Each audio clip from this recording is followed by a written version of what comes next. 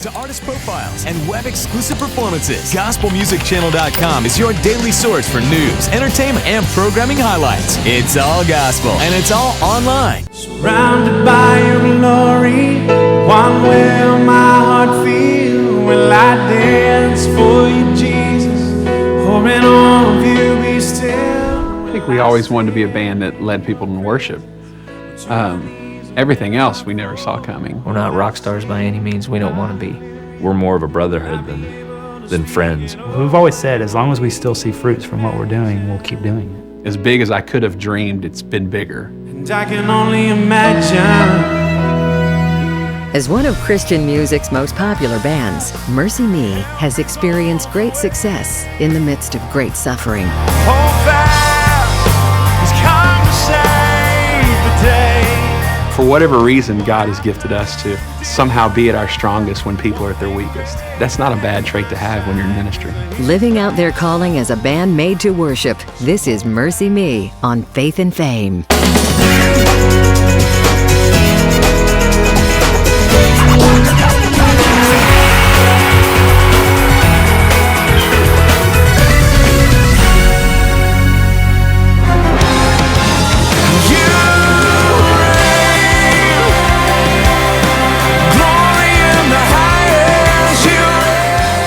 Over the past 15 years, MercyMe has left a large handprint on contemporary Christian music, with platinum-selling albums and a solid stream of #1 hits. It's a really good place for MercyMe right now. I feel like we are more so than ever where God wants us to be. I think we're still real passionate about what we're doing. The whole reason we're doing this is to focus on Christ, you know, in the good times, the bad, and that's 100% what we believe in.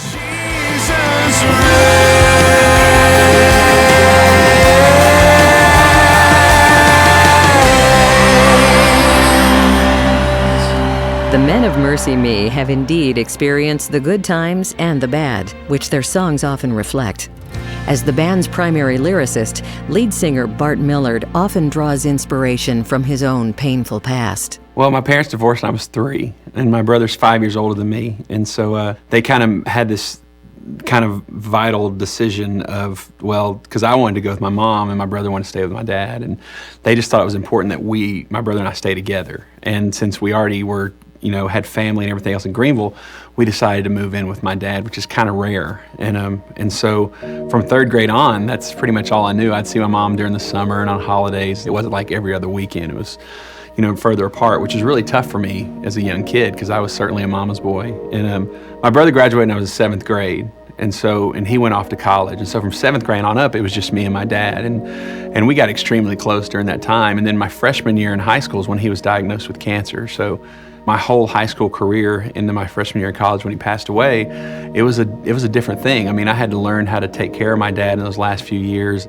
And so you definitely had to grow up a little faster than most. But I wouldn't trade it for the world because my dad was a really tough, blue-collar guy, had a bad temper, and you never really wanted to cross him. And then my freshman year in high school, when he was diagnosed with cancer, a change took place, a drastic change, to where I saw somebody, physically fall in love with Jesus over a short period of time. And it went from me being afraid that I was going to be a divorced parent, end up like my dad, to this is the guy I want to be just like when I grow up.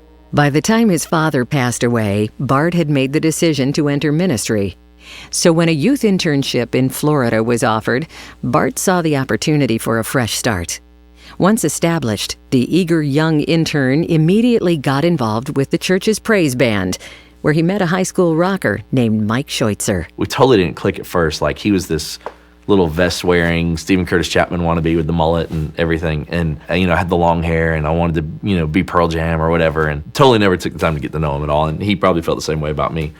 But then when we started playing in the band together, we started writing some songs together, and we really started becoming good friends. As Mike and Bart's friendship developed through the church's praise band, Bart's love of singing deepened.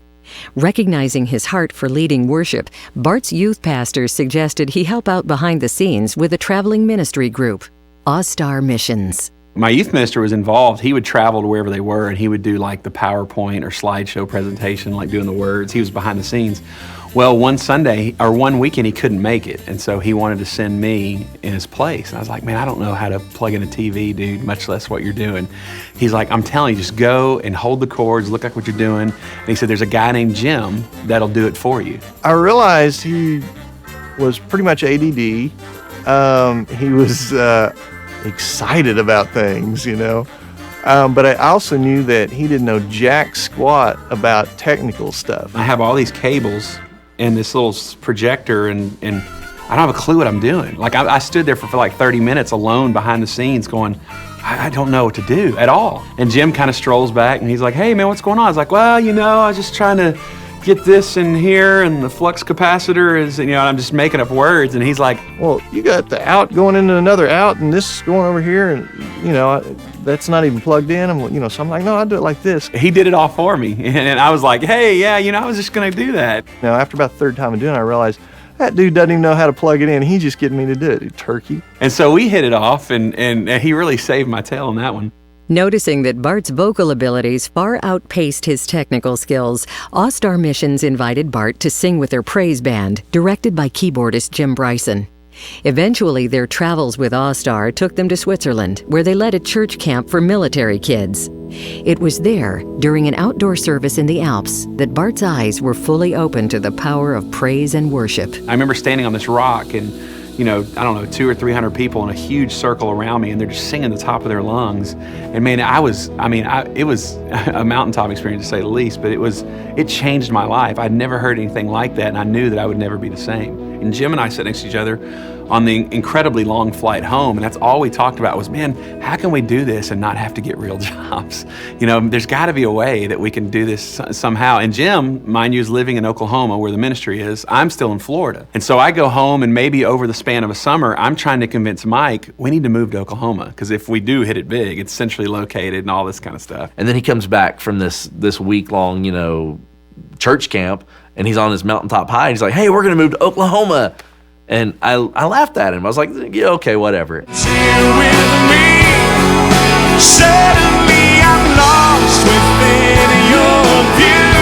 Since its inception, the Dove Award-winning MercyMe has always been a band that loves to lead worship. So it's no surprise that their coming together played out in the praise and worship bands of various churches and ministries. By 1994, friends Bart Millard and Mike Scheutzer had made up their minds to pursue music wholeheartedly. And with the help of Jim Bryson, they packed their bags and moved to Oklahoma to form MercyMe. Jim was living with his parents, and we lived in a camper in their driveway for I don't know how long. And it's just, there we were in a little two-wheeled camper, and we lived there for a while trying to find a place to live. And Jim kept tracking down houses, and he would come in with these random, weird places. And sure enough, he came in, he's like, and no lies, exactly what he said, I have found Graceland, is what he told us. And it is the nastiest place I've ever seen. It's an old abandoned daycare center that has all the waist-high coat racks, all the half doors, a playground in the back, a parking lot, I mean, the whole 9 yards. And it's massive, and it's like just around the corner from his parents' house. He's like, this is it. So we moved in there, and we lived in the classrooms. And then on the other end, we put this little makeshift studio together where we made our first, 4 or 5 records. With living arrangements secured, the guys started booking themselves wherever someone would let them play. But with payment so rarely being offered, it was difficult to keep a consistent roster, especially at the drum kit. Finally, after working with over 20 drummers, the band found a kindred spirit in Robbie Schaefer. He started playing with us for a while, and kind of in and out with other drummers, and we finally just locked it down. We're like, you're the guy, you fit everything we need. We fit together on a personality level so well. I was kind of the geeky, homeschooled introvert, and they were the more outgoing, know everything there is to know about music. He knew like Hosanna Integrity worship albums and Carmen and DC Talk, and that was about it. He didn't know, like when we said, have you ever heard any of Sting's albums? He's like, isn't he a wrestler? He didn't know. So we got Robbie. That was about 2 years into the band. We still needed a bass player. Well, Robbie goes, well, my sister is dating this guy. That should have been our first clue. We were playing a camp in Missouri, and Robbie's like, my sister's boyfriend plays guitar at church and plays bass sometimes. I'm sure he could probably do it. And so Nate came out to the camp to audition, and we didn't even play with him. We were working on the bus, so he helped me carpet part of a wall one time. I'm not quite the grease monkey that Jim is, but I knew how to use the tools and can help him lay the carpet on the bus. And so they said, hey, you're sticking around. He's really soft-spoken. He doesn't have a lot. He's got a lot to say, but he chooses not to, which I think is key in MercyMe, because we have too many chiefs in our teepee, I think. So he's been an amazing addition to the band for sure. Now, with a full lineup, MercyMe's reputation spread among churches and ministries, allowing them to focus on music full-time. The band was also able to record several independent albums during those years, which reflected their taste for the grunge music so popular in the mid-90s. But it was their skill in leading worship that kept them working, not their original offerings of alternative Christian rock. You know, you gotta understand, this is like when Pearl Jam and these bands are a big deal, and we made a couple of albums that were definitely real kind of grunge rock kind of music. And we'd start playing youth groups, but we'd play a couple of our songs and never get a response. People would look at us like we had a horn coming out of our head. And so we went through this odd time of we'd play our own songs we wrote that never got any kind of pulse. Then we'd lead worship, and it was great.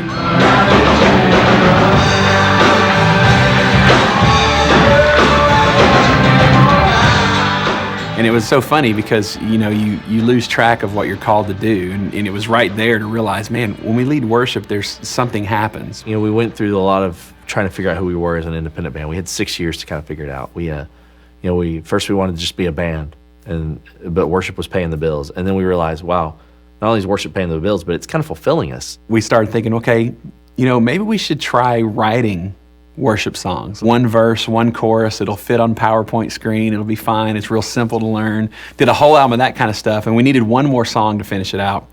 And I used to write the phrase I can only imagine down on everything I get my hands on after my father passed away. Reflecting on what his father might be experiencing in heaven, I can only imagine were the words that kept crowding Bart's thoughts.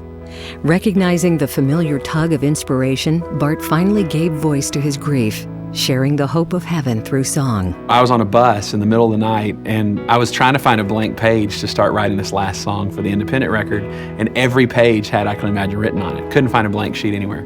So I was like, okay, I get the hint here, and so I started writing that, and it was one of the only songs I've ever written where there wasn't any mistakes. It was just written the way it is and left at that. And we went in the studio, and we tried to figure out what the music was going to be like, and at first it was a fast song. It was all these random ideas, and we just kind of got frustrated, and we're about to pack it up. We were literally tearing down the stuff, so he and I were talking about, well, what about arranging it differently, maybe doing slower versions. So we just tried out a piano intro, and it literally was the first thing I played. It wasn't anything to do with me. I think it was just a God thing. He said, here it is, this is what's going to happen, and so we laid the song down in about 5 minutes, literally. And then we didn't play it for a long time. We thought it was like a B-side. And so we went several dates for a while and not playing that song. But then there was just one camp that said, hey, I can only imagine. Do you think you could sing that during the invitation? And we're like, what key is that in? How's that go? Do you know the tempo? I mean, we were dumbfounded. So while he's doing the sermon, we went in the back room and are trying to figure out how to play the song. We practiced it, and we got in there, and the first time we ever played, I'll never forget it. We played the song, we got done and hit that last note, it was dead silent. And we were like, it was like the old grunge music days. We were like, oh, great, here we go again. They probably left. And as soon as the lights came up, they were all just weeping. And it was like, well, I've never seen that before. And at that point, we realized, what the song could be and what it means to people. You can only imagine in 1999, they were still relatively unknown, an unsigned band playing church camps and youth conferences around the country. But when they signed with INO Records and re-released the song in 2001, no one could have foreseen the enormous impact the song would have on their careers. Charting on Christian and mainstream radio for 3 years, the song's success catapulted the band from unknown to unavoidable. With single after single embraced by radio and fans alike, MercyMe found themselves in places most Christian bands never see. Now headlining and playing to exponentially larger audiences, the guys decided to up their musicianship on stage by adding another member. With years of experience in Christian music and his own offbeat sense of humor, veteran guitarist Barry Grawl fit right in. Barry's been around a long time. Let's see, who all have you played with? You played with Randy Stonehill? No. Yes, you did. No. Yes, you did. I started with Norman. Rick Kua. Larry Oh, Norman. Rick Kua, the other guy. They're interchangeable to me. Rick Kua. I'm sure they appreciate that. Let's see, you were with White Heart, White Cross, Halo. Michael Sweet, played for Michael Sweet. You did play with Michael Sweet. Yeah. DC Talk. Renee Garcia. You played with Renee Garcia? Yeah. Wow, I'll be dang. You notice every band you've been with, they aren't around anymore. Oh, Toby's still around. Well, DC Talk, Audio Tom. Drilling, White Cross. You may be the demise of MercyMe. The Waiting. They're That's not not together true. anymore. We played with them. I did the waiting. 3 days. It doesn't matter.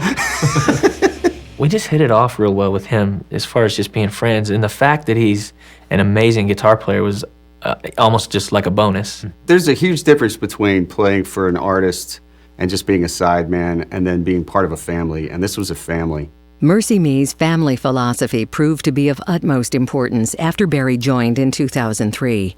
At the peak of their crossover success, the band fell into a season of darkness that left them both discouraged and disoriented.